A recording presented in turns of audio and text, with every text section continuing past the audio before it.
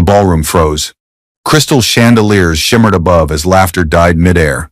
Harold Carter, gray hair slicked back, suit 2 sizes too big, mud still clinging to his worn shoes, stood at the entrance, clutching a small wrapped gift.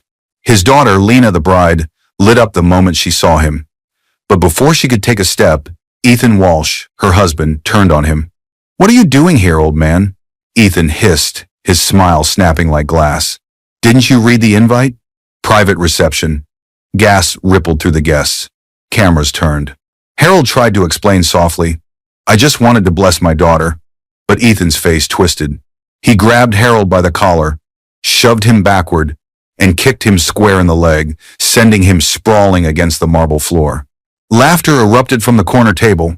Vanessa, Ethan's ex-turned-secret mistress, smirked behind her champagne glass. Ethan spat on the floor inches from Harold's trembling hand and barked, "Take your filthy gift and get out before security drags you out." Silence.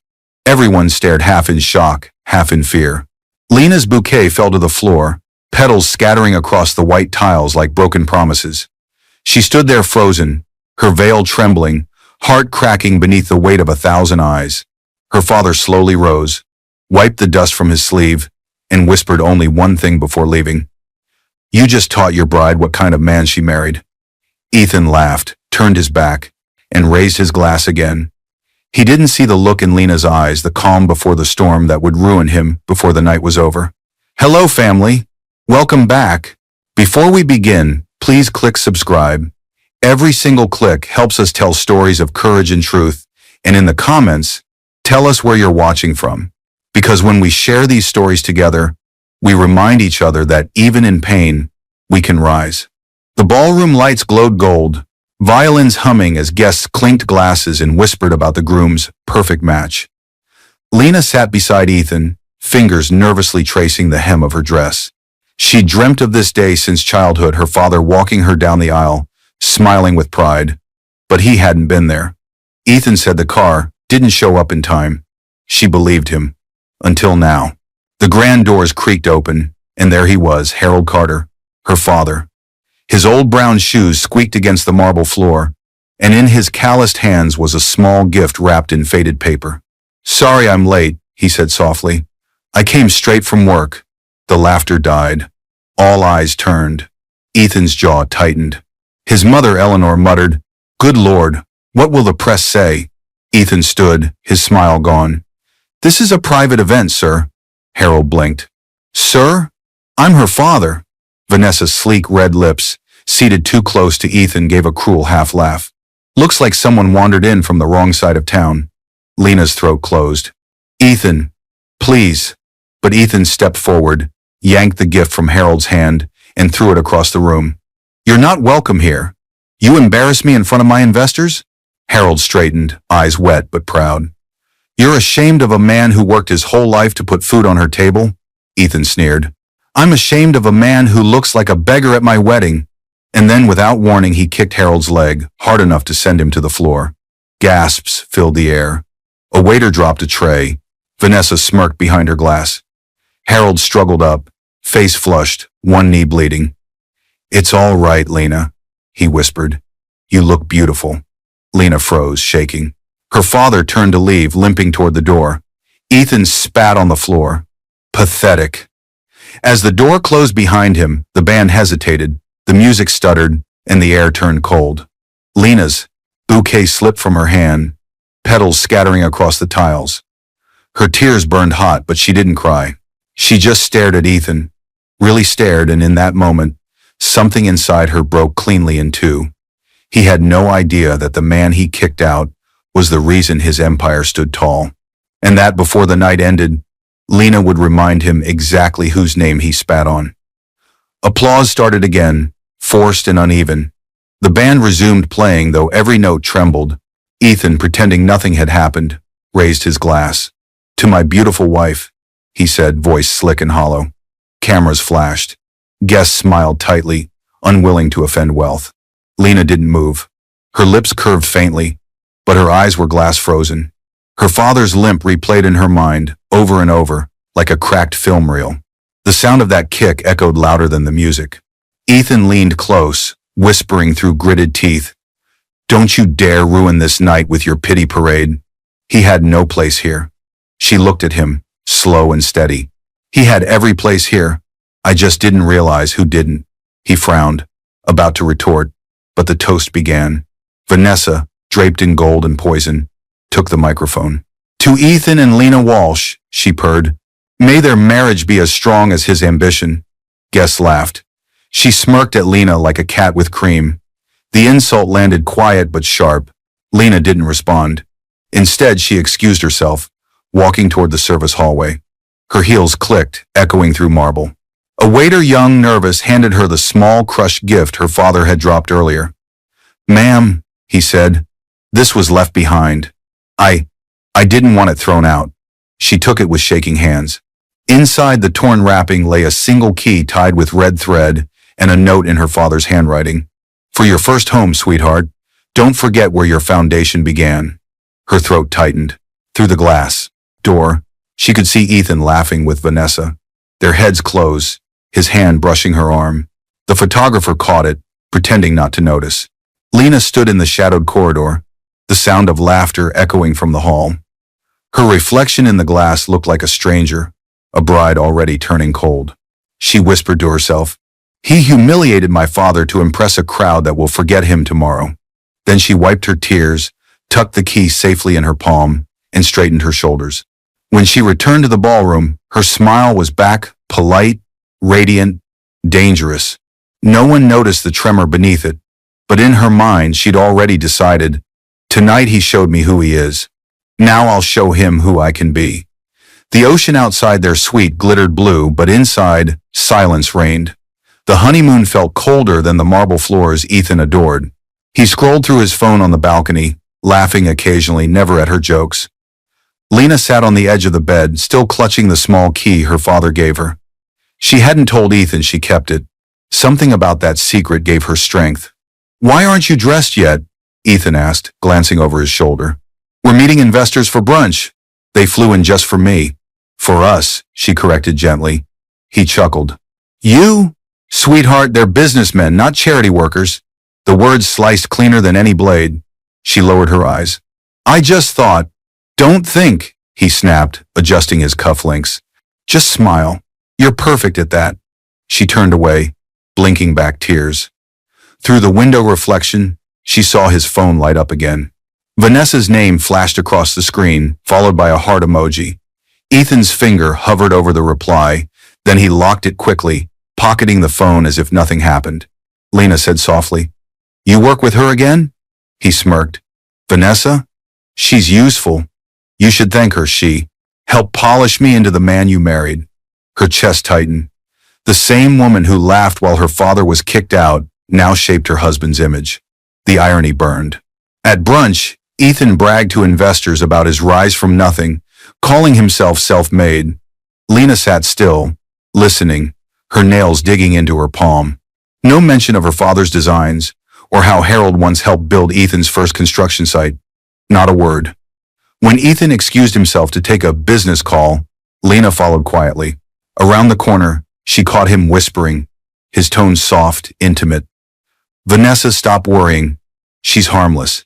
She still thinks love will fix everything. The words sank deep, heavy as stone. She didn't confront him. Not yet. That night, when Ethan slept beside her, she slipped to the balcony and looked out over the water. The wind tangled her hair as she whispered, You kicked my father out like dirt, and now you hide the same way behind other people's names. She traced the key in her palm and smiled faintly. It wasn't just a gift. It was a door waiting to open. 3 weeks later, the newlyweds returned home. The car pulled up to a sleek 2-story mansion, gleaming in the afternoon sunday. Ethan grinned as the security gate slid open. Our home, he said proudly, custom built by my company. Every inch screamed success. Lena stepped out slowly, her heels crunching on the white gravel driveway. The house was beautiful, marble pillars, glass walls, manicured lawns, but something about it felt wrong. The lines of the porch, the curve of the staircase, even the pattern of the windows, they looked familiar. Inside, Ethan gave her a quick tour, pointing at imported furniture and hand-stitched curtains. I spared no expense, he said, Investors expect a certain image. She ran her hand over the polished stair railing. The grain of the wood tugged at her memory. Her father once carved similar banisters for a project that had never paid him. Ethan, she asked quietly, who designed this house? He smirked. A local contractor, guy named Harold Carter, I think, but he couldn't handle deadlines. I fired him halfway through. The air left her lungs. Her father. You fired him? She said softly. Of course. He was sloppy, showed up with greasy tools and outdated plans. I redid the entire foundation myself. Her chest tightened. Harold Carter had built dozens of homes, never once accused of poor work. She remembered nights as a child when he stayed up drawing floor plans by hand, always humming, always dreaming. Now that same home was the trophy Ethan bragged about. Ethan poured champagne, oblivious to her silence. I upgraded everything he touched. Now it's perfect, just like us. She smiled faintly, forcing her lips to move. Perfect. Later, when he left for a meeting, Lena wandered through the house alone. In a quiet corner near the staircase, she found an engraving on the underside of a wooden beam, small, almost hidden. H.C. For my girl. Her eyes filled. The man Ethan called Sloppy had built this place with love. She ran her fingers over the initials, whispering, he built your empire, and you kicked him out of it twice. In the distance, Ethan's laughter echoed from the driveway. She looked up at the shining chandelier above her and whispered, enjoy your castle, Ethan, because the foundation, it's not yours. The following Monday, Lena accompanied Ethan to his company's downtown office for the first time as Mrs. Walsh. The building's glass facade mirrored the sky, flawless on the outside, hollow within. Employees greeted Ethan with rehearsed smiles, their eyes darting between him and Lena, sensing tension beneath the surface. As they stepped out of the elevator, a familiar perfume hit Lena before the woman appeared. Vanessa Moore, sleek as sin in a scarlet suit, stood at the reception desk reviewing files. She turned slowly, smile sharp enough to draw blood. Well, Mrs. Walsh, you finally visit your husband's empire. Ethan's face lit up too quickly. Vanessa, I didn't expect you here this early. Early, she teased. You called me last night to finalize the investor dinner. Lena's stomach tightened. Last night, Ethan had said he was exhausted and needed sleep. She forced a smile. Oh, so you two still work together? Vanessa stepped closer, her stiletto clicking on the marble. Of course. Ethan wouldn't have this company without me. Isn't that right? Ethan laughed nervously, placing a hand on Vanessa's arm, a little too familiar, a little too public. Vanessa's just helping with PR until I find someone else. Someone else? Vanessa's voice dipped, eyes narrowing briefly. Then she smirked at Lena. I see. Well, best of luck replacing loyalty. Lena watched the exchange quietly, her pulse steady but rising. She noticed the way the receptionist looked away, the way everyone pretended not to see. The humiliation was deliberate. When Vanessa finally walked off, swaying her hips like a victory flag, Lena whispered, she seems very loyal. Ethan's jaw tightened. Don't start. She's an asset, not a threat. Lena nodded. Assets don't send heart emojis at midnight. He froze. What did you say? She met his eyes with calm fire. Your phone lit up, Ethan. You're not as discreet as you think. For a second, his mask slipped. Then he forced a grin. You're overreacting. But as he walked away, Lena caught the faintest flicker of panic in his eyes. The same flicker her father once warned her about. The look of a man who knows he's been seen. She stood by the window, watching Vanessa laugh at the end of the hall, and whispered to herself, he's building towers on lies. Let's see how tall they stand when truth starts knocking. The office air still clung to her when Lena's phone buzzed that evening. She was halfway through setting the dinner table when she saw the name flash across the screen. Mr. Blake, her father's neighbor. His voice trembled. Lena, it's your dad. He collapsed while fixing a fence. They rushed him to Street Mary's. Her fork clattered to the floor. Collapsed? What happened? He was working and the Sunday wouldn't stop. Said he had to finish before Sunday, something about your new home. Lena's chest tightened. I'll be there in 15 minutes. She grabbed her bag. Ethan barely looked up from his laptop. Where are you going? My father's in the hospital. He sighed loudly, rolling his eyes. Now? Tonight? Lena, this is bad timing. The investors' dinner's tomorrow, and I can't have you distracted. She stared at him, disbelief hardening into something colder. He might not wake up, Ethan. He slammed his laptop shut. He already embarrassed us once. I'm not going to watch him do it again in a hospital gown. For a moment, she said nothing. The silence was heavier than shouting. Then she picked up her keys, whispered, "You don't have to," and walked out. At the hospital, fluorescent lights buzzed overhead. Harold lay pale and still, oxygen tube whispering softly. His rough hands, once steady as stone, trembled as he reached for hers. "Dad," Lena choked out, sitting beside him. He smiled faintly. "Don't cry, sweetheart. I've been saving something for you. Harris knows." "Mr. Harris?" she asked. "Ethan's investor?" Harold nodded weakly. "We built that land together before Ethan ever showed up. He promised to give it back to you when the time was right." Her heart stuttered. "What do you mean, give it back?" His eyes fluttered shut. "It's yours, Lena. All of it. Don't let him destroy what your mother and I started." The monitor beeped steady but faint. Lena gripped his hand, tears streaming silently. In that moment, grief mixed with realization, Ethan hadn't just humiliated her father, he'd built his empire on him. She leaned closer, whispering through clenched teeth, "He took everything from you, Dad. I'll take it back." Outside the room, a shadow lingered. Mr. Harris, watching quietly, already knowing more than he'd yet revealed. The next morning, Lena sat beside her father's hospital bed, drained but composed. Machines hummed softly. She hadn't slept, her mind replaying his words. "Harris knows."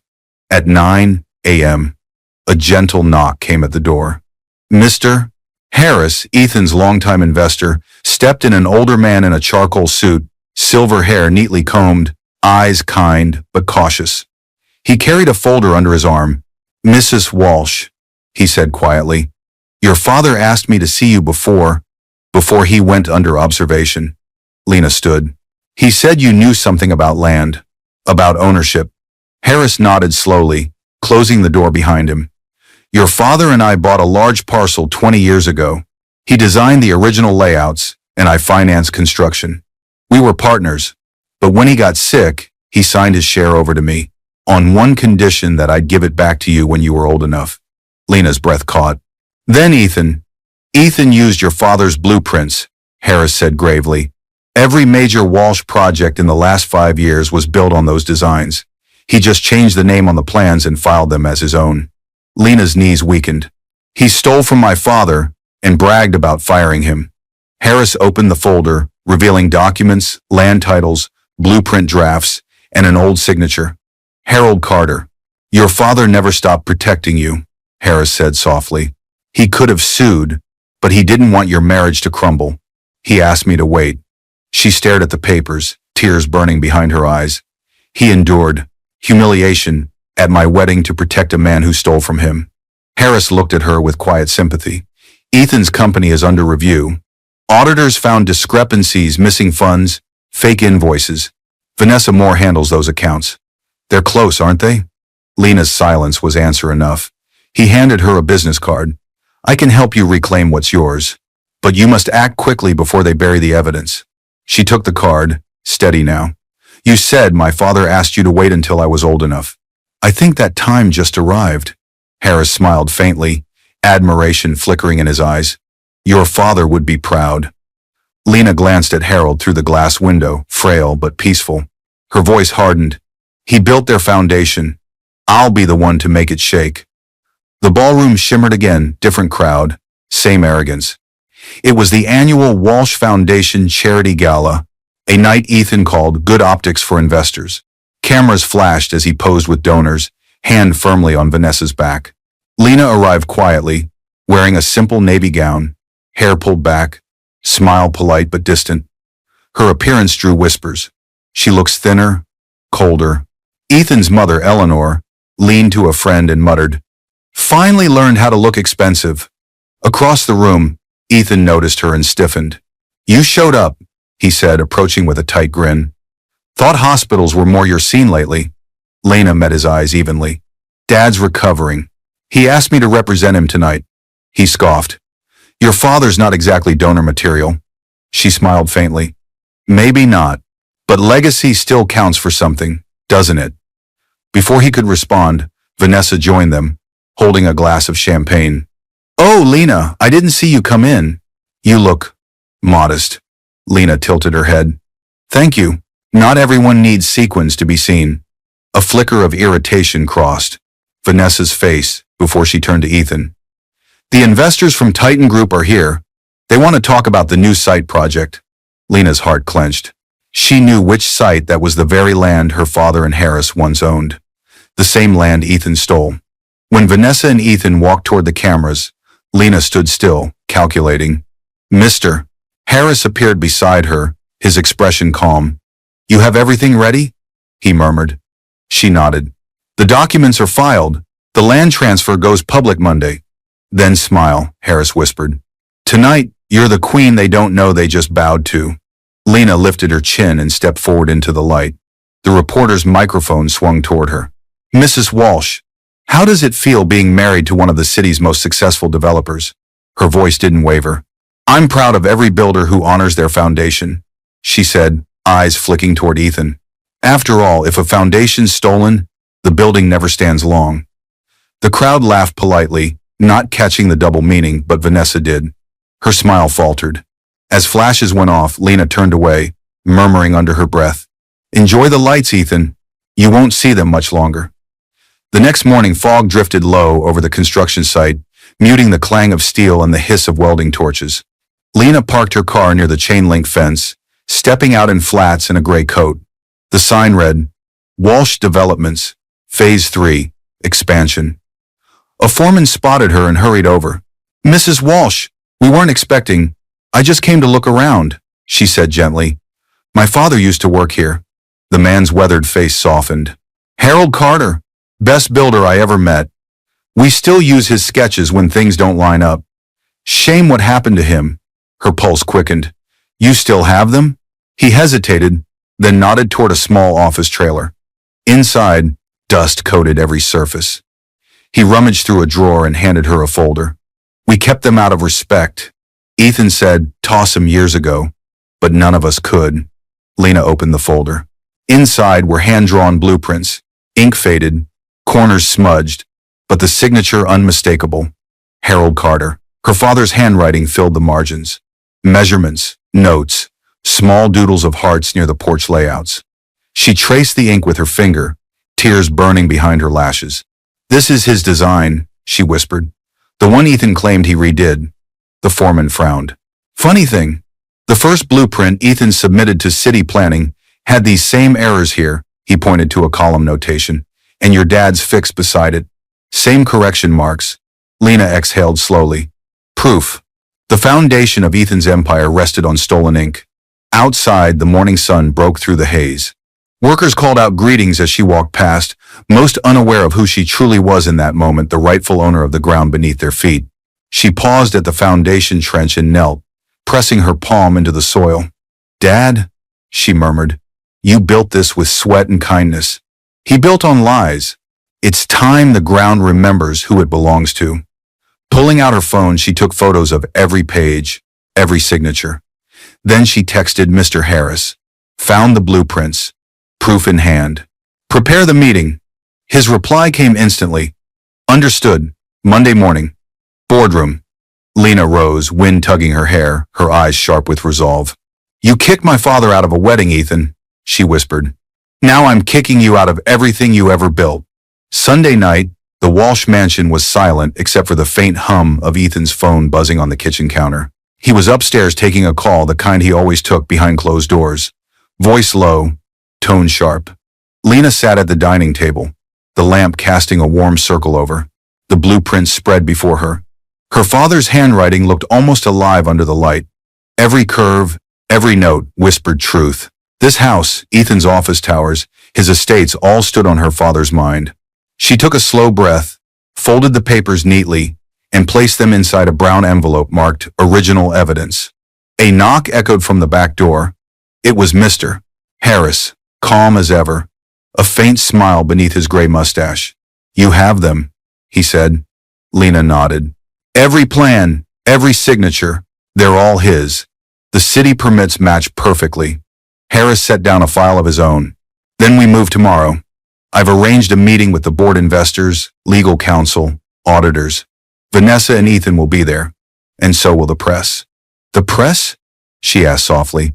They'll want to hear how the man who claimed to be self-made built everything on stolen ground. Lena's eyes hardened. I'll be there. Before leaving, Harris hesitated. Your father didn't want revenge, Lena. He wanted restoration. Make sure you give him that. She nodded slowly. He built with dignity. I'll destroy without raising my voice. When Harris left, she looked around the house again at the staircase carved by her father's hands, the floors polished by lies. Ethan came down moments later, phone still in hand. Who was at the door? He asked, suspicious. Just Mr. Harris, she said evenly. He came to check on Dad's condition. Ethan scoffed. Old man still sticking his nose where it doesn't belong. Lena smiled faintly. Maybe that's exactly where it belongs. He frowned, but she turned away, pretending to tidy the table. When he left the room, she whispered to herself, Tomorrow, Ethan. Tomorrow you learn what real foundations are made of. Upstairs, thunder rolled faintly in the distance, but she wasn't afraid. It wasn't a warning, it was an echo. Her storm was coming, and it had her father's name written on every bolt of lightning. Monday morning dawned sharp and bright. Downtown, traffic crawled, and Ethan's office buzzed with tension. Everyone knew something was brewing. The board had called an emergency meeting. Ethan thought it was about finances. He didn't know it was about him. Inside his corner office, Vanessa leaned against his desk, dressed in a white power suit, sipping coffee like she owned the place. Relax, Ethan, she said, scrolling through her phone. We've been through worse. Harris is just posturing, Ethan paced. You don't get it. The auditors flagged those invoices you handled. If they dig deeper, they'll find out about the shell accounts. Vanessa cut him off, her tone icy. Our accounts, Ethan. Don't forget I covered your back when you borrowed from the Carter Project funds. Without me, you'd still be managing construction permits. He glared at her. And without me, you'd still be filing press releases. Don't test me, Vanessa. Her eyes narrowed. Oh, I'm not testing you. I'm reminding you. Just then, his phone buzzed Lena's name. He ignored it, muttering, She's probably whining about her father again. Vanessa laughed softly. Still nursing the orphan complex, huh? Neither noticed the young intern, Dylan, standing by the door, pretending to organize papers. His phone's recorder was already running. Vanessa's voice grew careless. Anyway, don't worry. By the time anyone realizes the Carter land wasn't yours to build on, we'll have transferred everything to the dummy holding company. Lena's too naive to even know what's coming. Ethan chuckled darkly. Naive or not, she's good for image. Once we expand overseas, she can file for whatever divorce she wants. I'll be untouchable. Dylan's grip tightened on his phone. Every word etched another nail in their coffin. When Vanessa finally strutted out, Dylan slipped into the elevator and sent the audio file to Lena, adding a single line. You deserve to know who you're married to. Back at the mansion, Lena opened the message. As the recording played, her hands shook not from shock, but from validation. Everything her father warned her about was true. She looked at her reflection in the glass, calm, composed, unblinking. Then she hit forward and sent the file to Mr. Harris with one line of her own. Play this first thing in the meeting. She exhaled slowly. The evidence she needed had just fallen from heaven, or maybe karma. The boardroom was a cathedral of glass and silence. Sunlight poured across the long table where executives, investors, and auditors sat stiff-backed, murmuring among themselves. Cameras from 2 business outlets waited discreetly outside. Ethan strutted in first, Vanessa gliding behind him. Confidence painted across their faces. Let's make this quick, Ethan said, flashing his rehearsed grin. I have a lunch meeting with Titan Group. At the head of the table sat Mr. Harris, calm as granite. You'll want to sit for this one, Ethan. Moments later, the glass doors opened again. Lena Walsh entered. No jewelry, no drama, just quiet poise in a navy suit. The entire room shifted. Ethan's smile faltered. What's she doing here? She requested to address the board, Harris replied. And as majority land title holder, she's entitled to. Ethan laughed. Land title holder? She's confused. Harris pressed a button on the projector. The first slide appeared. Blueprints signed Harold Carter. Then a second. Official land deed registered under Harold Carter's estate, transferred to Lena Carter Walsh. Gasps rippled through the room. Lena's voice was steady. "You built your empire on my father's land, Ethan. Every project you bragged about sits on a foundation you never owned." Vanessa scoffed. "That's ridiculous. There's no proof." Harris nodded to the tech assistant, who played the audio recording. Vanessa's own voice filled the room. "By the time anyone realizes the Carter land wasn't yours to build on, we'll have transferred everything." Ethan's face drained of color. Vanessa froze mid-breath. Lena stepped closer, eyes unflinching. "You kicked my father out of my wedding, called him worthless, then built your fortune on his sweat. I told you one day I'd see what kind of man you really were." Ethan stumbled over his words. "Lena, listen, I can fix this, we can—" She interrupted, calm and final. "You already fixed it. The board's decision to revoke your license will be effective immediately. You're done, Ethan." Security stepped forward at Harris's signal. Cameras flashed through the glass. As Ethan was escorted out, he turned back, desperate. "Lena, please don't do this." Her expression didn't waver. "I'm not doing anything, Ethan. The truth is—" Vanessa looked down, trembling. The empire they'd built on lies crumbled before every witness. Lena gathered her papers, her voice steady. "My father built foundations. You built facades. Let's see which lasts longer." By evening, Ethan Walsh's downfall was headline news. Bride exposes husband's stolen empire. Walsh Developments collapses amid scandal. Television anchors replayed snippets of the boardroom audio, while cameras captured Ethan leaving the building in handcuffs, face buried behind his arm. Vanessa trailed behind, mascara streaking her cheeks. Their empire had vanished in a single day. At the hospital, Lena sat beside her father's bed, the television muted but the headlines scrolling silently across the screen.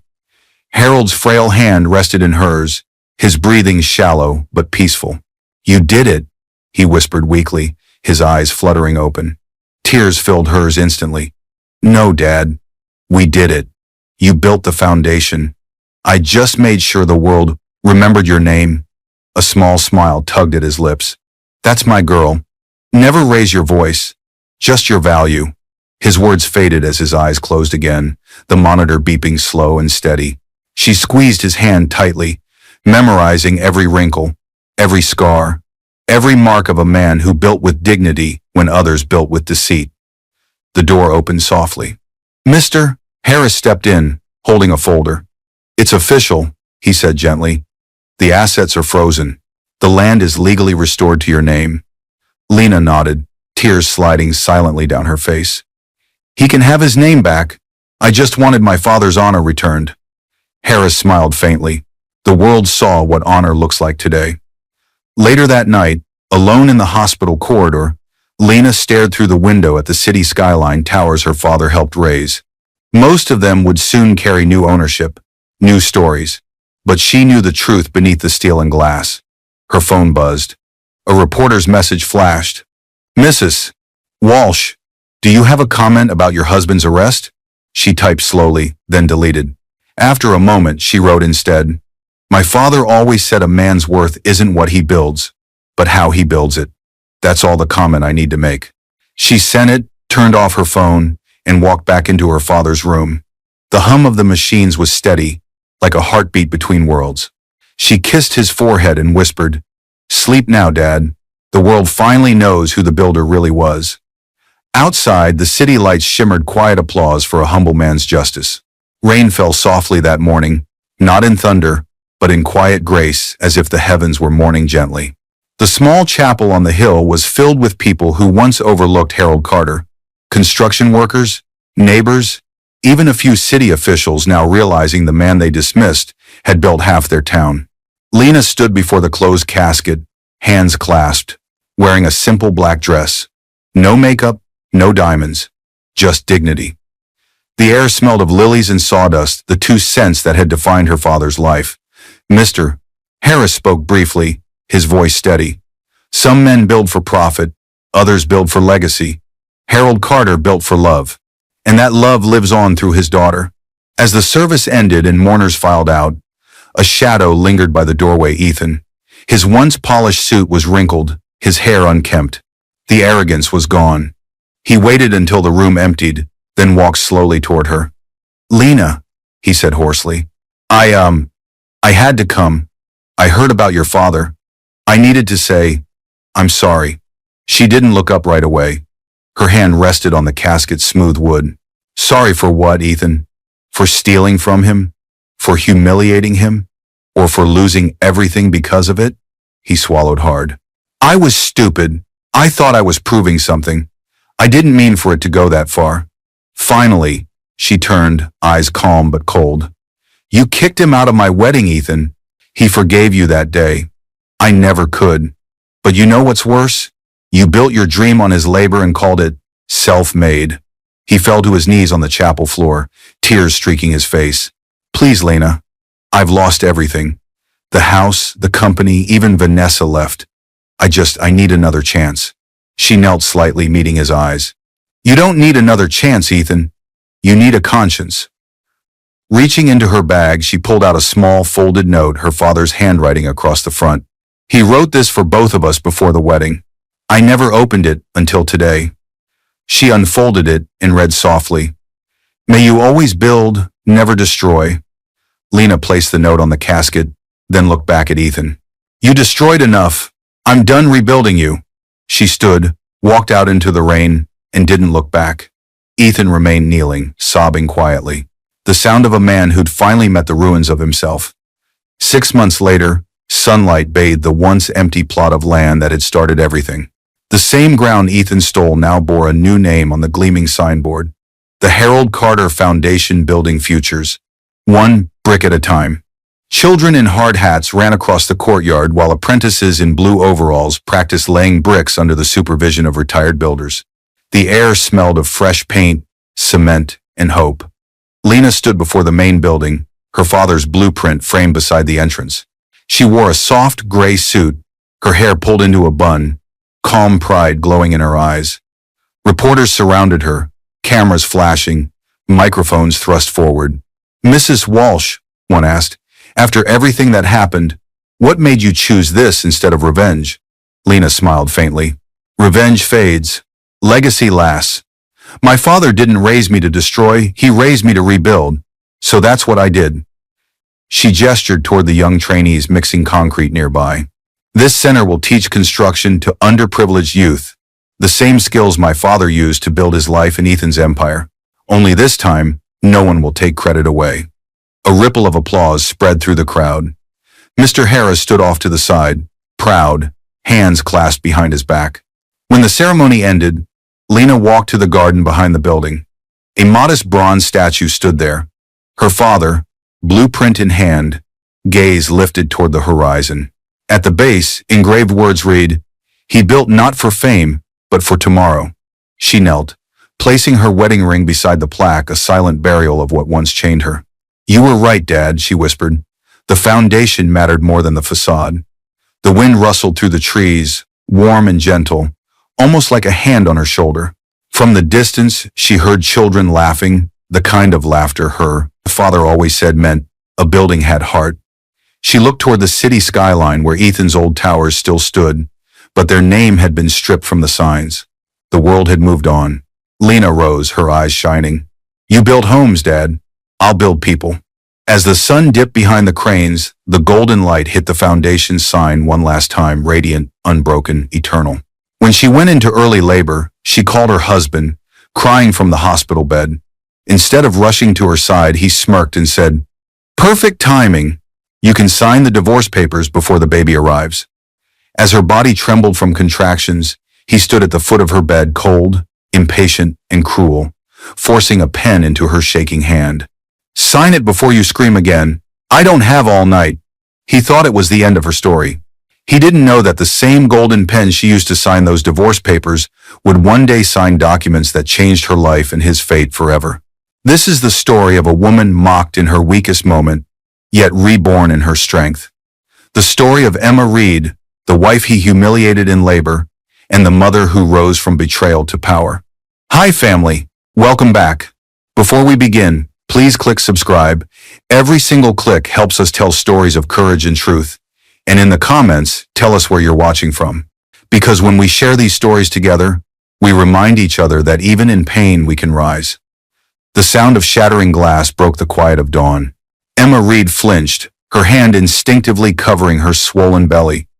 The baby kicked beneath her palm, sharp, sudden, almost as if startled too. Her husband, Marcus Reed, stood over the marble counter, jaw tight, holding the stem of a broken tumbler. Amber whiskey dripped down the white cabinets like slow tears. "You burned the toast again," he said flatly, not shouting, but somehow his calm voice cut sharper than a scream. "How hard is it to make breakfast, right?" Emma's voice trembled as she reached for a cloth. "I'm sorry, Marcus. I'll make another one. I'll make it perfect this time." Her tone wasn't fearful, it was weary, practiced, the kind of softness that grows from years of trying to keep peace. She bent down despite the weight of her pregnancy, careful not to slip, and cleaned up the perpetual, spilled whiskey. On the glossy kitchen counter lay a magazine, Elite Homes Weekly. On its cover, a photo of the same couple, smiling under bright lights, Marcus and Emma Reed, the power couple who has it all. Marcus, the city's golden realtor. Emma, the charming wife everyone adored for her humility. She looked at that photo and barely recognized the woman in it. The woman in the magazine was glowing, laughing, confident beside her husband. The one standing here was tired, her wrists thin, her eyes ringed with sleepless nights, her smile fading into something small and fragile. Marcus scrolled through his phone, thumbs moving quickly, grinning at something unseen.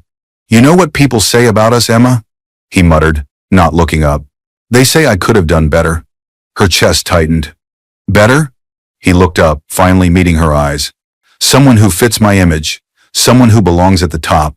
He gestured vaguely at her dress, soft blue cotton, simple. "You're too ordinary. Your little marketing job? It drags my brand down." Emma tried to steady her voice. "Marcus, I work hard too. I help build campaigns that—" He cut her off with a laugh, cold and careless. "Campaigns? Emma, please. What I do builds empires. What you do prints flyers." Silence settled heavy between them. Outside, the early city lights blinked through the tall windows, casting soft reflections on the polished floor. Emma swallowed her pride and tried again, gently. "Marcus, we used to dream together, remember? You said my ideas inspired you." "Yeah," he said, pouring another drink despite the hour. "That was before I realized inspiration doesn't pay mortgages." She wanted to remind him that she'd supported him when he had nothing, when he sold houses door to door, when they lived in a one-room apartment, and she stayed up all night designing his first flyers. She wanted to say that every success he flaunted now was built on her quiet devotion. But instead she whispered, "You've changed." He didn't answer. He was already fixing his tie in the reflection of the oven glass. On the counter beside the magazine sat a golden pen, old-fashioned, engraved with her late mother's initials. Her mother had given it to her before she passed, saying, "Use it only to sign things that matter." Marcus noticed her holding it and scoffed. "Still keeping that antique junk around? You really can't let go of the past, can you?" Emma ran her thumb along the pen's smooth surface. "You never know what something's really worth," she said softly. He rolled his eyes, snatched his car keys, and headed toward the door. "I have an event tonight. Don't wait up." Tessa's handling the stage design. Her heart squeezed. "Tessa? Yeah. She's got an eye for detail," he said casually, with a half smile that lingered too long. Tessa Moore, Emma's best friend since college. The same woman who designed their home, who shared coffee with her every Sunday, who promised, "You're like a sister to me." Emma tried to smile, but her voice was small. "Tell her I said hi." Marcus didn't reply. The door slammed, echoing through the glass and steel walls of the penthouse. The sound lingered like thunder long after he was gone. The kitchen fell into silence again, only the hum of the refrigerator, the faint city traffic below, and the rhythmic beat of her baby's kicks beneath her hand. She stood for a long time, staring at the photo of them on the magazine cover. "The power couple who has it all," she whispered bitterly, "except peace." She touched the pen again, lifting it toward the light. "One day," she murmured, "this peace will be real." Her phone buzzed a message from Tessa. "Tessa, Can't wait to see you at tonight's event. I have a surprise you'll love. Emma smiled faintly, not knowing that surprise would break her heart. Outside, the morning sun spilled through the windows, golden and deceptive. The pen glowed faintly under its light, a silent promise that what began as humiliation would one day become her redemption. That night, under shimmering chandeliers and fake smiles, Emma would see her husband laugh too freely beside her best friend, and the perfect picture of marriage would finally begin to crack. The flash of a camera exploded like lightning. Emma blinked under the harsh lights as Marcus's arm slid around her waist too tightly, too rehearsed. They stood at the entrance of the Crystal Grand Hotel, where the city's elite gathered for the annual real estate power night. To the crowd, they were still the Reeds, the perfect couple. But beneath the glimmering chandeliers, the perfection was cracking. Smile wider, Marcus hissed through his teeth as the reporter snapped another photo. You look tired. Don't embarrass me tonight.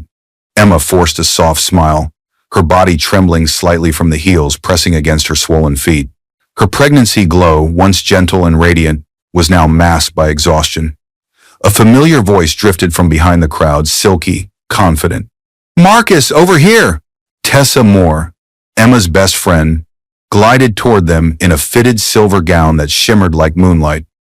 Her long hair fell in perfect waves, and her laughter echoed across the hall. She was an interior designer, famous for transforming high-end spaces, and lately, she had been spending far too much time designing Marcus's new offices. Tessa, Emma greeted warmly, trying to ignore the tightness in her chest. You look stunning. Thank you, sweetheart, Tessa replied sweetly, kissing Emma's cheek before turning to Marcus. Doesn't she look radiant tonight? Marcus's eyes flickered over Tessa's gown before meeting Emma's. His lips curved into that familiar smirk. She always does, he said, but his gaze lingered too long where it shouldn't. The tension was quiet but sharp. Emma's fingers tightened around her clutch, and for a brief moment, she looked away toward the banquet table, lined with crystal glasses. Her reflection in them looked small, almost fading. Margaret Reed, Marcus's mother, appeared suddenly, her perfume announcing her presence before her words did. Emma, she said curtly, her pearl necklace gleaming. I see you managed to fit into that dress after all. Barely, Emma smiled politely. Good evening, Mother Reed. Don't call me that, Margaret corrected, her lips pursed. It sounds old. Then, turning to Tessa, her tone softened. My dear, you are glowing tonight. You really know how to present yourself. Such grace. Emma's heart sank as she watched Tessa blush and Marcus laugh beside his mother. They looked like the family she was being slowly pushed out of. As the speeches began, Emma sat at the end of the table, half listening as Marcus gave his thank you address. His voice was strong, confident, the voice of a man the world adored. But behind that voice, she now heard something hollow.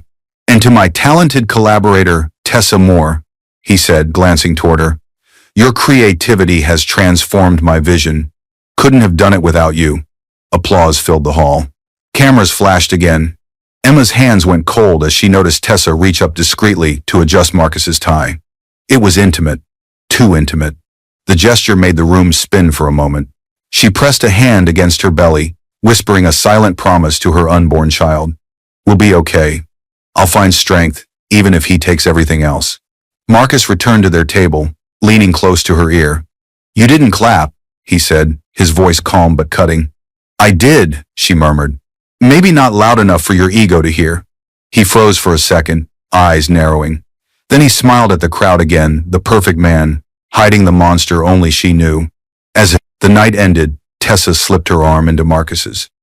Marcus, darling, let's review the penthouse sketches before the next event. Emma's breath caught. Darling? Marcus didn't even look back as they walked away together. The flash of a camera caught Emma's face one last time, the picture of calm dignity. But inside, something had broken quietly. She turned toward the grand window, the city lights blurring through her unshed tears. If this is what love looks like, she whispered, then I'd rather learn to live without it. Later that night, as rain began to fall, Emma would feel the first sharp wave in her stomach, the sign that her labor was coming early, long before anyone was ready, least of all Marcus. The night tore open with pain, Emma Reed's scream echoed down the empty office hallway as she dropped her pen and clutched her stomach. Papers scattered like falling snow, the ink from her spilled coffee spreading across her marketing drafts. The digital clock on the wall blinked 11:47 p.m. too late for anyone else to still be around. Her breathing quickened. Sharp, irregular contractions hit her in waves. "No, no, not now," she gasped, gripping the edge of her desk for balance. "It's too soon." Her trembling hand reached for her phone. She scrolled through her contacts and tapped Marcus. One ring, two rings. Then the call ended abruptly. She tried again this time. The call went straight to voicemail. Across the city, Marcus Reed was laughing under glittering lights at a rooftop after-party, Tessa by his side. He glanced at the ringing phone once, saw Emma's name, and smirked. "Handle it yourself," he murmured, muting the call before clinking glasses with Tessa. Inside the quiet office, Emma's world blurred. Her vision dimmed. She collapsed to her knees, sweat trickling down her temple. Just as she started to lose consciousness, a gentle but firm voice cut through the darkness. "Mrs. Reed? Oh my God, are you okay?" It was Naomi Brooks, a young intern barely out of college. Naomi had returned to retrieve her forgotten laptop and now knelt beside Emma, terrified. "You're bleeding a little. We need to get you to the hospital right now," Emma could barely whisper. "Marcus. Please call Marcus." Naomi grabbed her phone, tried calling again, and shook her head. "He's not answering." A single tear slid down Emma's cheek. She nodded weakly. Then, "Drive me." Naomi helped her up, supporting her arm as they staggered toward the elevator. Emma's legs gave out once, twice, before Naomi practically carried her into the car. Rain poured hard outside, streaking the windshield. The city lights blurred in her eyes. "Stay with me, okay?" Naomi said, one hand on the wheel, one gripping Emma's trembling fingers. "You're strong. You're gonna be okay." In that moment, Emma saw the reflection of her late mother in the window, soft, kind, full of strength. Her mother had died giving birth to her, a truth that had always haunted her. Now, as the hospital came into view, Emma whispered through clenched teeth, "Mom, don't let me die like you did." The ER doors slid open to reveal Grace Monroe, a compassionate nurse in her 40s, with steady hands and sharp eyes. Grace caught sight of Naomi helping Emma and rushed forward. "Get a wheelchair now," she ordered the staff. Grace placed her palm on Emma's shoulder, voice calm but commanding. "You're safe now. I've got you." Emma barely heard the nurse's words as another contraction ripped through her. "My husband," she whimpered. "He'll be here soon." Grace's expression softened, though doubt flickered in her eyes. "We'll call him again, sweetheart. For now, focus on breathing. You're not alone." But as the monitor beeped and her body shook, Emma realized something chilling. She was alone. The man who vowed to love her, in sickness and in health, had chosen a party over her cries. Lightning flashed outside the hospital window, thunder rumbling in the distance. Grace squeezed her hand gently. "You're strong, Emma. You're stronger than you think." Emma gasped, whispering, "He'll regret this one day." Her voice faded into the storm. Moments later, as she drifted between pain and exhaustion, the sound of heavy footsteps echoed down the hall. Marcus Reed had finally arrived, not with love or concern, but with papers in his hand and anger in his eyes. The door burst open with a violent slam. Emma jolted on the hospital bed, clutching her stomach as another contraction ripped through her body. The monitors beeped in panic. Marcus Reed strode in wearing his navy blue suit, tie loosened, his face twisted with irritation. Not fear, not concern, just annoyance. "What now, Emma?" he snapped. "Do you have any idea what time it is?" Grace Monroe, the nurse who had stayed by Emma's side all night, stepped forward. "Sir, please, your wife is in active labor. She needs calm, not shouting." Marcus waved her off. "Stay out of this." He turned to Emma.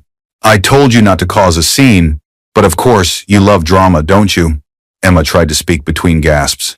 I called you because I needed you, Marcus. I'm scared." He pulled a stack of papers from his briefcase and dropped them onto the hospital tray with a cold, deliberate motion. The sound was loud, final. "You can sign these now. I'm done pretending." Grace's eyes widened. What are those?" Marcus smiled cruelly. "Divorce papers." The nurse stepped in front of Emma instinctively. "She's in labor." You can't be serious. Dr. Patrick Hayes, the obstetrician on call, entered just then. A calm, experienced man in his 50s, he immediately sensed the tension. Mr. Reed, I'm Dr. Hayes. Your wife's blood pressure is unstable. If you keep stressing her, you're endangering both her and the realm. Baby. Marcus gave a cold laugh. Maybe if she'd spent less time embarrassing me in public, we wouldn't be here. Emma's lip trembled. Please, Marcus, not now. I can't do this right now. Oh, you'll do it now, he said, picking up the golden pen from her bedside table, the same one she'd brought from home, her late mother's gift. Sign it before you scream again. I don't have all night. Tears filled her eyes. She stared at the pen in his hand, its golden shimmer, her mother's initials engraved on the side, and her heart broke.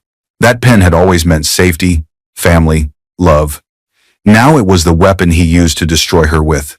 Grace's voice rose. Sir, if you force her— Force?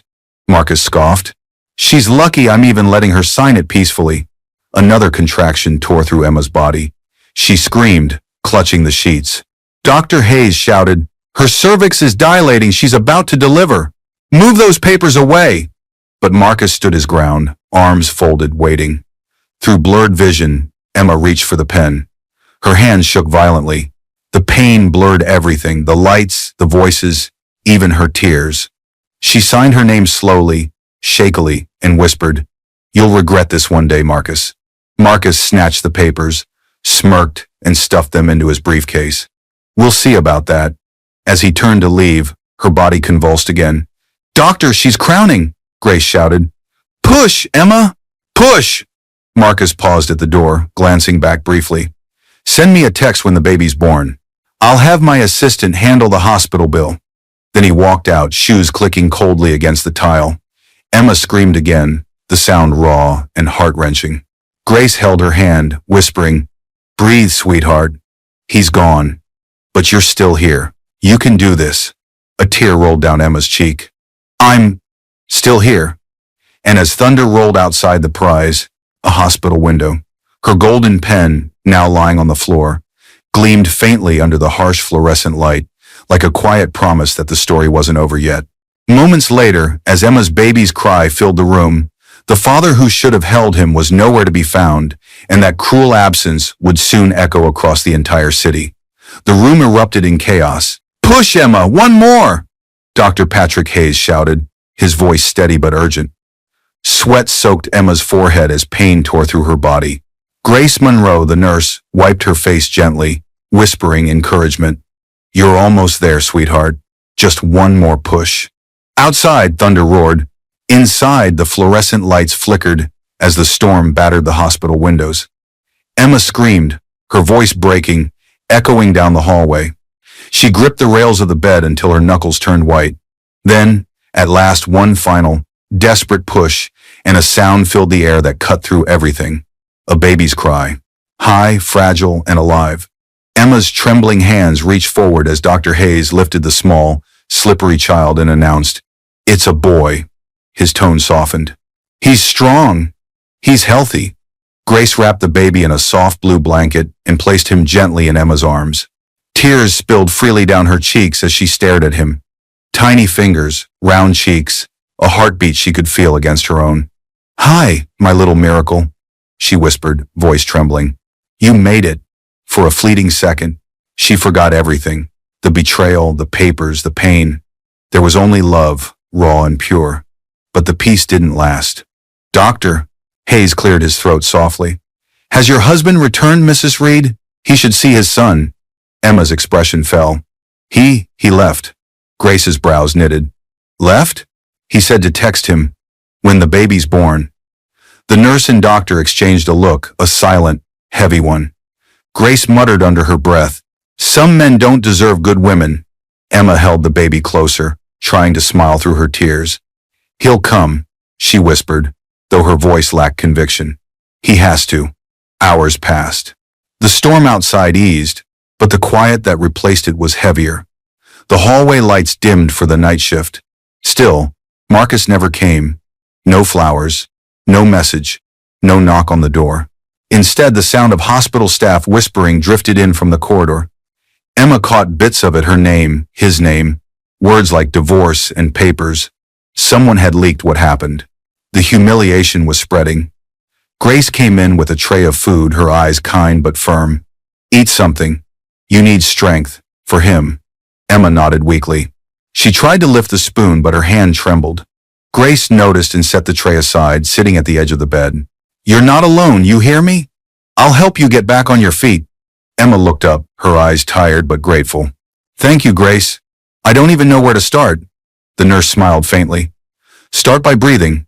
The rest will follow. Emma looked down at her baby again, tracing the curve of his tiny nose. I'll protect you, she whispered, even if I have to do it alone. Just then, her phone buzzed. Her heart leapt. Marcus? No. It was a text from Tessa Moore. Congratulations, darling. Marcus and I just landed a big deal tonight. You should be proud of him. Emma stared at the screen until the letters blurred through her tears. She turned off the phone, pressed her lips against her son's forehead, and whispered, We're done with him. Lightning flashed one last time through the window, illuminating the golden pen lying on the floor beneath the bed, the same one Marcus had forced into her hand hours earlier.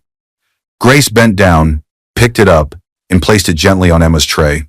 Keep it close, she said softly. You never know when something small can change everything. Emma nodded slowly, her gaze fixed on the pen's gleam. Somewhere deep inside her, the first spark of resolve flickered. By morning, when Emma tried to settle the hospital bill, the cruel world outside would come crashing in because Marcus's betrayal wasn't done humiliating her yet. The sound of cameras clicking filled the hospital lobby. Emma Reed stood weakly at the billing counter, cradling her newborn son in her arms.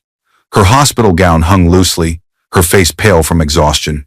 Behind her, the line of impatient patients and nurses whispered, their eyes darting between her and the clerk.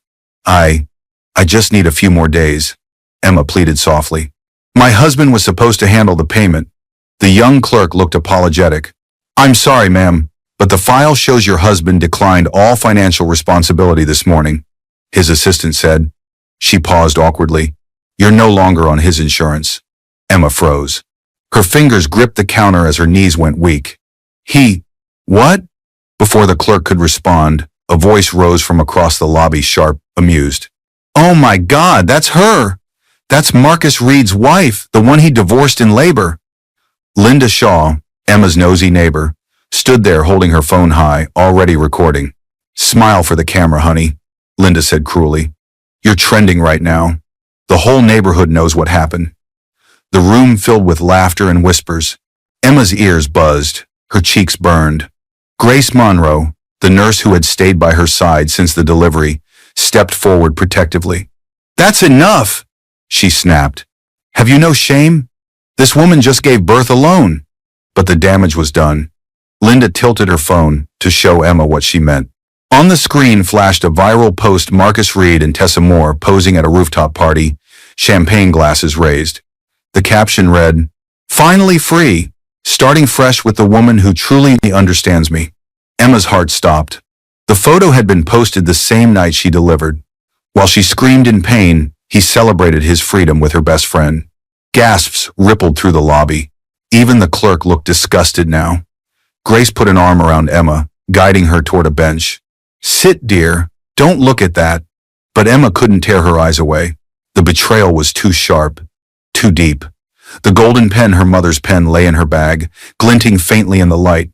The very pen that had signed her humiliation. A soft coo from her baby pulled her back to reality. She looked down at his tiny face, his eyelids fluttering peacefully despite the chaos around them. I'm sorry, my love, she whispered. I didn't protect you from this. Grace knelt beside her. You did everything right, Emma. What he did says everything about him, not you. Emma took a shaky breath, trying to gather her strength. I can't stay here. I can't go home. He owns the house, the accounts.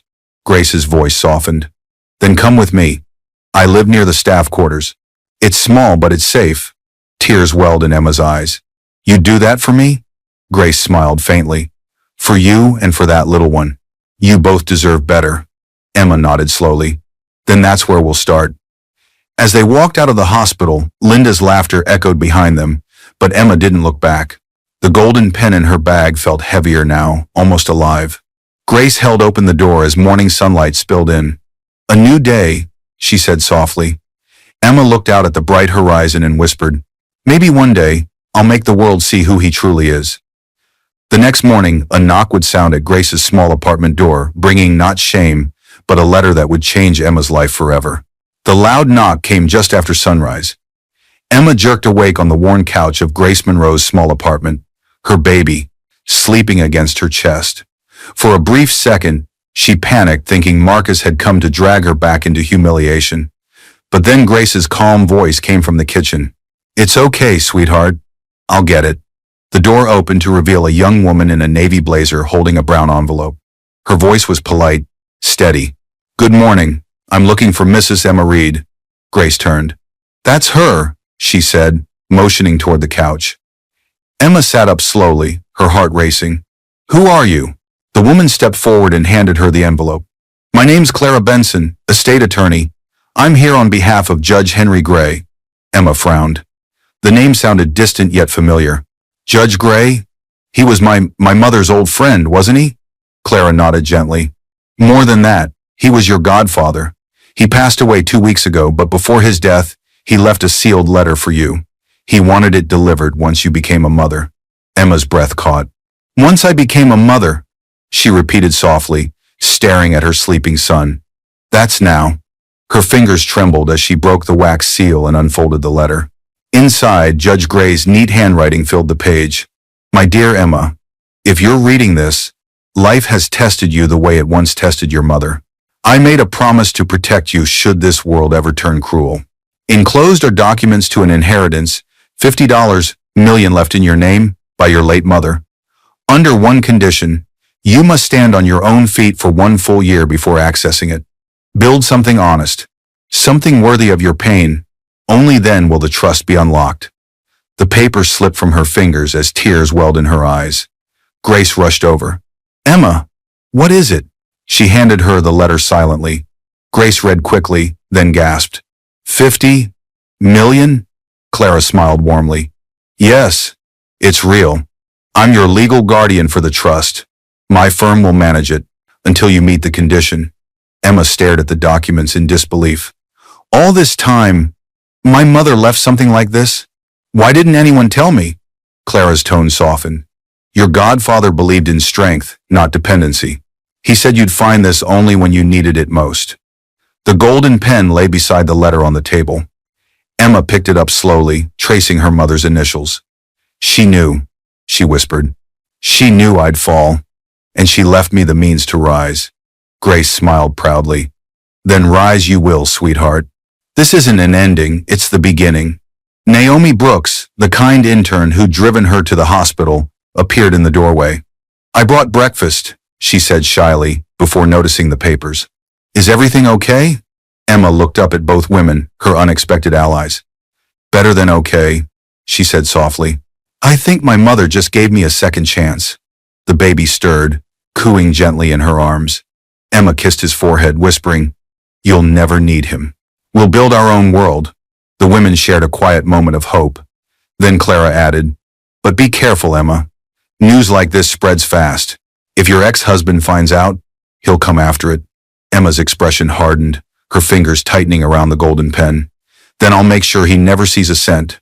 Outside, across town, Marcus Reed scrolled through his phone, unaware that the woman he had destroyed was already rising and that her quiet rebuilding would soon shake his empire to its core.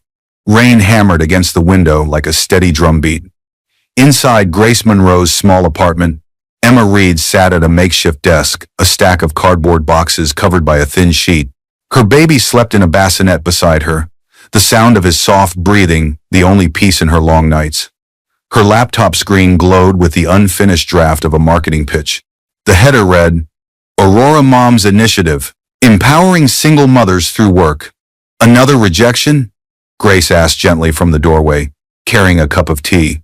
Emma sighed, rubbing her temple. "5th one this week. They like my idea, but not my background. Too much drama attached to your name," they said. Grace set the tea beside her.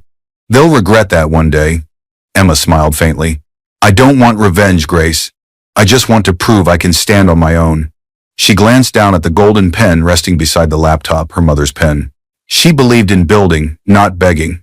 Grace's phone buzzed on the counter. She checked the caller ID and grinned. It's Naomi. Moments later, Naomi Brooks burst in, dripping wet from the rain but smiling wide. Emma, guess what? The city's small business grant just opened for women-led startups. They're looking for community-focused ideas. Your project fits perfectly. Emma's eyes lit up. Are you serious? Naomi nodded eagerly. Yes, and my friend in the council office said they're especially interested in programs that support mothers. You'd need a legal advisor and a basic prototype plan, but I can help with that, came a firm, calm voice from behind Naomi. Clara Benson, the estate lawyer, stepped in holding a thick folder. The 1-year clause in your trust doesn't forbid you from earning. It forbids dependency. This venture qualifies.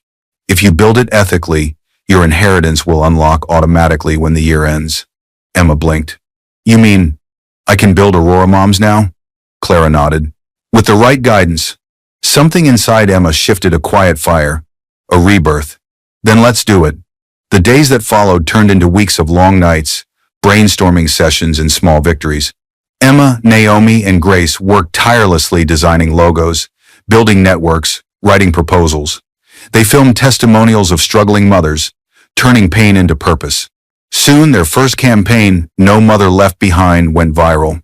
Donations began to trickle in. Then came a call from a retired investor impressed by their initiative. I believe in what you're doing. Let's talk about expansion. For the first time since the hospital, Emma smiled without pain. She looked around the small apartment now filled with sketches, laptops, and laughter, and whispered, We're doing it, Mom. We're really doing it. Late that night, she sat alone by the window, baby in her arms, watching city lights flicker below. You'll grow up knowing love, not pity, she whispered. Then her phone buzzed a news alert. Marcus Reed's company faces allegations of misused funds. Rival developer Victor Cross declines to comment. Emma's breath caught. She knew that name, Victor Cross, the same man who once tried to recruit Marcus into risky deals. Grace stepped into the room, eyes narrowing at the headline. Seems karma's working overtime. Emma didn't smile. She only stared out the window, calm and steady. No, she said quietly. It's just the beginning. Across town, Marcus Reed sat in his glass office, unaware that one of his closest allies was about to betray him, and that the rising company catching headlines under the name Aurora Moms was run by the wife he had thrown away. The crash of a glass paperweight against the wall startled everyone in the boardroom. Who leaked those numbers? Marcus Reed barked, his face red with fury. His once polished charm had turned to something feral. He slammed his palm on the table, scattering papers. I want names, now! The senior managers sat frozen, eyes darting toward Trevor Holt, his longtime business partner and supposed friend. Trevor leaned back in his chair, pretending calm. Marcus, relax. The press always exaggerates. One bad headline doesn't ruin an empire. But Marcus wasn't fooled. His eyes narrowed. Don't play me, Trevor. Those numbers, those missing funds, only a handful of people had access. And I know it wasn't me. Trevor chuckled dryly, sipping his coffee. Maybe you should ask your new assistant CEO. You spend more time parading Tessa Moore around than running the company. Marcus stiffened. Watch your mouth. Across the room, Tessa Moore, once Emma's best friend, now Marcus's mistress, sat with crossed legs, her silver tablet glowing in her lap. Gentlemen, she purred, let's stay civil. We're all on the same team here. Trevor smirked. Oh, sure. Until one of us ends up in jail for fraud. The air turned sharp. Marcus glared at him, veins pulsing in his temples. You think I'd risk my legacy for pennies? Trevor leaned forward. Not for pennies, maybe for pride. Or maybe because you're too busy chasing headlines to notice your empire's falling apart. Silence fell. Outside the tall windows, rain streaked down the glass. The city skyline blurred and gray. Marcus finally broke the silence. Leave. All of you. When the others were gone, only Tessa remained. She walked over to him, her tone shifting from professional to sugar-sweet. You're losing control, darling. Investors are whispering. He turned toward her. And what do you suggest, Tessa? Another event? Another photo shoot? She smiled, adjusting his tie. Actually, yes. Public image matters. You need a distraction, something that reminds them who you are. He sighed, running a hand through his hair. I'll think about it. Her eyes gleamed. Or let me handle it. I've been talking to Victor Cross, you remember him, right? The developer who's been buying up your old clients? He could be a valuable partner. Marcus froze. Victor Cross? His tone hardened. I told you to stay away from him. Tessa shrugged innocently. Relax. It's just business. But something in her voice betrayed her. Marcus knew that tone. It was the same tone Emma once used when hiding hurt. Except now, it hid betrayal. As Tessa left the room, her phone buzzed. The screen flashed. Message from Victor Cross. Ready to move on, Reed? Meanwhile, on Marcus's desk, a forgotten newspaper lay open. The front page headline read, Aurora Mom's Initiative gains citywide support. Founder remains anonymous. Marcus glanced at it briefly, uninterested. Another charity project, he muttered. They come and go. He didn't notice the small photo beside the headline, a blurred image of a woman speaking at a podium, holding a golden pen as she signed a donation partnership. Her face was turned slightly, but the outline was unmistakable. Emma Reed, the wife he had left in labor. He shoved the paper aside, oblivious to the storm gathering around him. Across town, in a quiet office lit by soft lamps, Emma smiled gently as Naomi handed her a copy of the same article. It's working, Naomi said. They're listening. Emma nodded. Good. Let's keep building quietly. Noise belongs to them, results belong to us. But within days, that quiet success would ripple back to Marcus's world because the very rival Tessa trusted, Victor Cross, was about to expose Marcus's darkest secret to the public, and the fall of his empire would begin. The news hit like a lightning strike. Breaking. Reed Real Estate under investigation for financial misconduct. The reporter's voice echoed through every major network. Screens across the city lit up with Marcus Reed's face, no longer the smiling tycoon, but a man cornered. In his glass office, Marcus stared in disbelief at the live broadcast. This is a setup, he muttered. It has to be. Across the desk, Marcus Hale, a calm and methodical forensic auditor hired by investors, flipped through a folder. Sir, I wish it were, but the transactions don't lie. Someone rerouted company funds through 3 offshore accounts. All in your name. Marcus slammed his fist on the desk. I didn't move that money. Someone forged my authorization. Hale adjusted his glasses. We traced the signatures. Same pen pressure, same initials. It's either you or someone who knows how to imitate you perfectly. Marcus froze. His mind flashed back to nights when Tessa sat on his lap in the office, signing checks on his behalf to help him. He'd laughed back then, thinking she was proving loyalty. Now, he felt sick. Who else knows about this? He asked. Detective Aaron Blake, Financial Crimes Division. Hale replied. He's been assigned to investigate. I suggest full cooperation. Marcus's jaw tightened. You're suggesting I hand my empire over to a detective? I'm suggesting, Hale said evenly, that if you don't, you might lose it entirely. At that same moment, Tessa Moore stepped into the room, heels clicking. Marcus, darling, I just saw the news. You should fire your PR team. They're letting the press eat you alive. He turned on her. Did you forge my authorization? Her expression didn't flicker. What are you talking about? The offshore transfers, he snapped. Who else had access to my digital signature? Tessa laughed softly, almost pitying him. Oh, Marcus, you always think everyone's out to get you. Before he could respond, Hale's assistant, Mia Foster, entered, holding a printed email. Sir, you need to see this. It's from the rival developer, Victor Cross. Marcus snatched the page. The message read, Tell Marcus Reed I warned him not to play with other people's money. His time is up. V.C. Marcus's hands trembled. Victor, he's behind this. Hale shook his head. Victor Cross doesn't fake signatures. He exposes them. And right now, he's talking to the press. Tessa's smile faded. You're not serious. But Hale's voice was steady. Within hours, this company's accounts will be frozen pending investigation. I suggest you prepare for the worst. The color drained from Tessa's face. She turned to Marcus. You'll fix this, right? Say something. Marcus sank into his chair, the reality settling like lead in his stomach. For years he'd mocked Emma for being weak, but now it was he who sat helpless, watching his empire crumble piece by piece. Outside the office window, cameras flashed. Reporters gathered below, shouting his name. Marcus Hale closed his folder. Detective Blake will arrive tomorrow for questioning. I recommend you cooperate, Mr. Reed. As the door shut behind him, Marcus stared at the empty whiskey glass on his desk, his old comfort, now useless. Everything I built, he whispered, his voice breaking. Gone. Tessa placed a trembling hand on his shoulder, her charm cracking. Marcus, maybe we should disappear for a while. He looked up slowly, eyes filled with rage. Don't you dare leave me, Tessa. But as he spoke, her phone lit up behind his back with a message that made her blood run cold. Meet me tonight.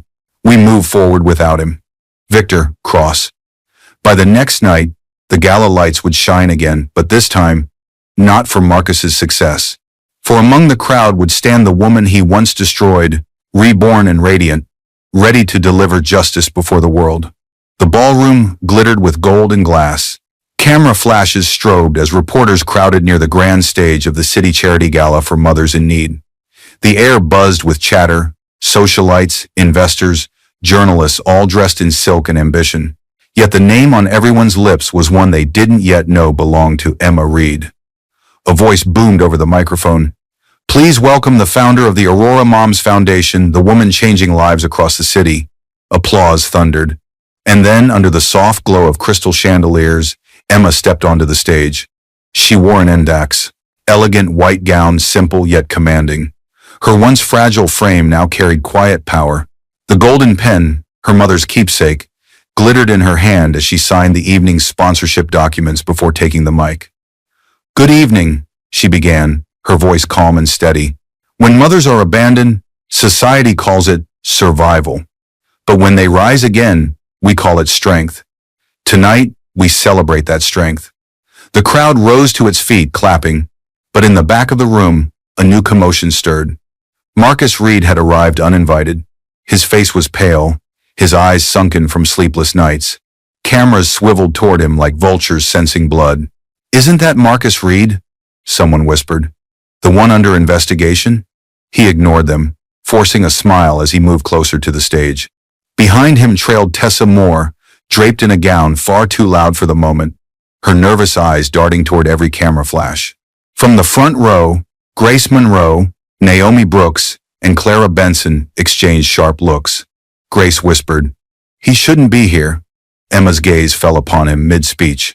For a second, the room blurred the hospital walls, the divorce papers, the laughter that had haunted her, but then she inhaled slowly and straightened. Some of you may not know, she continued, her tone firm but serene, that this foundation began after I was left with nothing but a child and a promise. A promise that I would never let another mother feel as helpless as I once did. Gasps rippled through the crowd as the connection clicked. Phones lifted. Cameras zoomed. Marcus froze. That can't be, he whispered. Emma? She met his eyes steady, unshaken. Yes, Marcus, it's me. The room erupted with whispers. His wife? The same Emma Reed? Marcus took an unsteady step forward. We need to talk, he hissed under his breath. But before he could reach her, Detective Aaron Blake appeared beside the stage, flanked by officers. His badge flashed under the lights. Marcus Reed, he announced, voice echoing. You're under arrest for financial fraud and forgery. Reporters surged forward. Cameras clicked wildly as Marcus's world finally collapsed in public.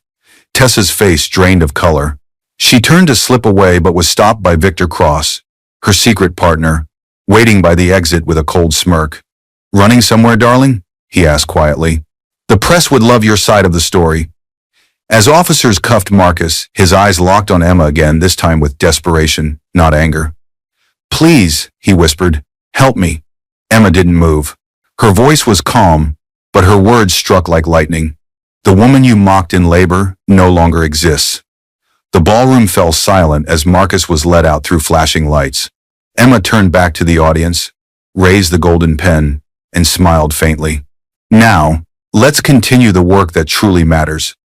But outside, under those same flashing cameras, Marcus would collapse, his empire gone, his pride shattered, and the next day's headlines would make his downfall complete. Flashing cameras lit up the night as Marcus Reed stumbled out of the ballroom, handcuffed and sweating under the weight of his ruined pride. Reporters crowded him like a pack of wolves, microphones thrust in his face. "Mr. Reed, is it true you falsified company accounts? Did your mistress help you launder funds? Do you regret divorcing your wife during labor?" Each question stabbed deeper than the last. Marcus's lips trembled, his once slick hair now clinging to his forehead. "No comment," he mumbled hoarsely, shielding his face.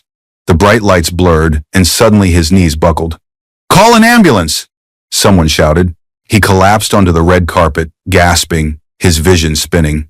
Detective Aaron Blake crouched beside him, keeping his tone professional but low. "Easy, Reed. You're not dying, you're just out of excuses." Marcus blinked through dizziness. "This isn't how it was supposed to end," he rasped. Minutes later, paramedics arrived, pushing reporters back. They loaded him onto a stretcher as the crowd whispered. Some pitied him, others smirked. The Golden Boy realtor who once graced magazine covers was now just another scandal headline. Inside the ambulance, Marcus stared blankly at the ceiling, memories crashing through his mind. The hospital, Emma's tears, the golden pen. For the first time, guilt pierced through his arrogance. What have I done? Meanwhile, across the ballroom foyer, chaos had turned to murmurs. Tessa Moore stood frozen, mascara streaking down her cheeks. Her phone buzzed again, another message from Victor Cross. "We're done, Tessa. You served your purpose. Enjoy the headlines." Her throat tightened. She turned toward the glass doors just in time to see Marcus being wheeled away, surrounded by flashing lights. "Marcus!" she cried, heels clacking against the floor as she ran after him. But by the time she reached the entrance, the ambulance was gone. Victor appeared behind her, calm and smiling. "Careful, darling," he said. "Cameras don't love desperate women." Tessa spun toward him, eyes wild. "You used me, you and your stupid schemes." He stepped closer, lowering his voice. "And you used him. We're not so different. But you see Emma Reed? She built something real. You built a lie." Her hand trembled as she slapped him hard across the face. His smirk didn't fade. "You'll regret that," she whispered. "I already don't," he replied, walking away. As the chaos outside died down, the ballroom inside glowed softly again. Emma stood near the stage, silent, watching the reporters disperse through the glass doors. Grace Monroe came beside her, touching her arm. "It's over, sweetheart." Emma shook her head. "No, justice has only begun." She looked at the predators, cameras still flickering outside, then down at the golden pen resting in her hand. "He mocked me when I was powerless," she murmured. "Now the world knows what true power looks like." Naomi approached with her phone. "The news is everywhere, Emma. The city's calling you an inspiration. They want interviews." Emma smiled faintly. "Let's not rush. Tomorrow we'll speak, but not for revenge, for hope." She turned back to the stage, where her foundation's banner still hung proudly. Aurora Moms, because strength has a name. Outside, thunder rumbled again, distant but steady like a warning. The next morning in a packed courtroom, Emma would face Marcus one final time, not as his wife, but as the woman he tried to destroy, and the law would now defend. "Court is now in session." The gavel struck hard, echoing across the packed courtroom. The noise died instantly. Reporters filled the back rows, cameras lined the doors, and whispers rippled through the crowd. All eyes turned to the front. Judge Amelia Torres, stern and sharp-eyed, presided over the case. On the right sat Emma Reed, calm and poised in a navy dress, her hands folded neatly over her file. Beside her was Clara Benson, her lawyer, and Marcus Hale, the forensic auditor whose findings had unraveled everything. On the other side sat Marcus Reed, pale and gaunt, his once proud posture gone. His wrists shook slightly as he flipped through his lawyer's papers. The judge's voice cut through the tension. "Mr. Reed, you stand accused of fraud, forgery, and concealment of assets. You also face a civil claim for emotional and financial harm against Mrs. Reed. How do you plead?" Marcus's lips parted, but no words came. His attorney answered for him. "Not guilty, Your Honor." Clara rose gracefully. "Then allow us to begin." The first to testify was Marcus Hale, the quiet but unyielding auditor. He spoke with precision. "Over 18 months, $6.7 million was moved from company accounts into private ones under forged signatures. We traced each transfer and verified that the authorization keys came directly from Mr. Reed's personal logins. Marcus clenched his fists. Lies! I was set up! Clara turned a calm gaze on him. By whom, Mr. Reed? Your mistress? Your rival? Or perhaps by the wife you humiliated while she was giving birth? The room fell silent. Marcus looked down. Next, Detective Aaron Blake took the stand. We recovered voice recordings and emails confirming collusion between Mr. Reed and Miss Tessa Moore to defraud investors. Miss Moore has since confessed her involvement in exchange for immunity. The audience gasped. Marcus's lawyer froze. She, what? Marcus whispered. The detective continued. She also confirmed the divorce papers were filed while Mrs. Reed was in labor, an act meant to secure sole control of their joint assets before the trust could mature. Emma's eyes closed briefly, but not from pain this time. It was release. Finally, Clara called her client. Emma walked to the stand, steady as ever. The judge leaned forward. Mrs. Reed, do you wish to say anything before sentencing? Emma's voice was soft, but it carried across the room. Your Honor, I don't seek vengeance. I only seek closure. I want my son to grow up in a world where cruelty doesn't win. A hush fell. Judge Torres adjusted her glasses. This court commends your dignity, Mrs. Reed. Mr. Reed, the evidence against you is overwhelming. You are hereby sentenced to 10 years for fraud and ordered to forfeit all remaining assets to the Aurora Moms Foundation. Custody of the child remains with Mrs. Reed. Marcus's head dropped, his voice cracked. Emma, please. I've lost everything. Don't take my son, too. She looked at him for a long moment, eyes glistening but firm. You already did that yourself. The gavel struck. Cameras flashed. The courtroom erupted. Clara placed a gentle hand on Emma's shoulder. It's over, she whispered. But Emma looked toward the golden pen lying on the table, the same one that had once signed her pain, now part of her justice. No, she murmured. It's only just beginning. That afternoon, as Emma prepared to sign her foundation's expansion papers with that same golden pen, she wouldn't know the moment would circle back to where it all began, marking her rebirth in full. The sound of camera shutters filled the glass-walled boardroom like rainfall. Reporters leaned forward, eager, as flashbulbs reflected off the polished table where Emma Reed sat calm, composed, radiant. Before her lay a single white folder stamped in gold. Aurora Moms Foundation National Expansion Agreement. It was the same date, 1 year to the day, since she had been forced to sign her divorce papers in a hospital bed. Now, she sat at the head of the table she built herself. Mrs. Reed, said Clara Benson, her loyal lawyer and friend, her tone proud.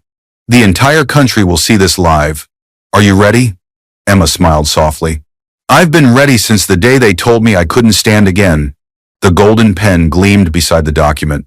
That same pen, the one Marcus had shoved into her trembling hand during labor, now waited peacefully in the sunlight. The circle had closed. Grace Monroe stood at the back with folded arms, eyes wet with pride. Naomi Brooks, now her personal assistant, adjusted the microphone for the press conference. Everything's set, Mrs. Reed. Emma nodded, took the pen, and signed with steady grace. The smooth glide of ink across paper felt like freedom itself. Applause erupted. She rose to speak, her voice clear and warm. A year ago, I was called weak. I was told I had nothing. But strength, she paused, eyes sweeping the room, isn't loud. It's the voice that refuses to die, even when everything else does. The audience stood, applauding louder now. Grace clapped hardest, whispering, That's my girl. Emma continued. Aurora Moms began in a small apartment with one child's cry and one woman's hope. Today it belongs to every mother who was ever told she wasn't enough. Tears streamed freely now, both hers and the audience's. Then she reached for her little boy, now toddling toward her from Grace's arms. He giggled, stretching his small hands toward the pen. Emma knelt beside him, letting him hold it. This pen once signed my pain, she whispered for the cameras to hear. But today, it signs my peace. The crowd erupted again, camera flashes bathing them in gold. Meanwhile, across the city, inside a quiet correctional facility, Marcus Reed sat on a narrow bed, staring at a newspaper folded neatly beside him. The headline read, Emma Reed expands $50M Foundation nationwide. Below the photo was a picture of her smiling, holding the golden pen. For a long moment, Marcus didn't move. Then he whispered almost reverently, "You won, Emma. You really did." He folded the paper carefully, pressing his forehead against it as a tear rolled down his cheek. Back at the boardroom, the sun broke through the clouds, washing the room in light. Emma looked out the window at the city below, the same city that once laughed at her and smiled. Naomi touched her arm. "What now, Mrs. Reed?" Emma turned, serene and certain. "Now," she said, "we help others rebuild. Because healing means nothing if it stops with you." She lifted her son into her arms. He laughed, clutching the pen, sunlight dancing on its golden tip. As the press clapped once more, Emma glanced toward the sky and whispered, "Thank you, Mom. We made it." The camera flash went off one last time, capturing not a broken woman, but a legend reborn. The end.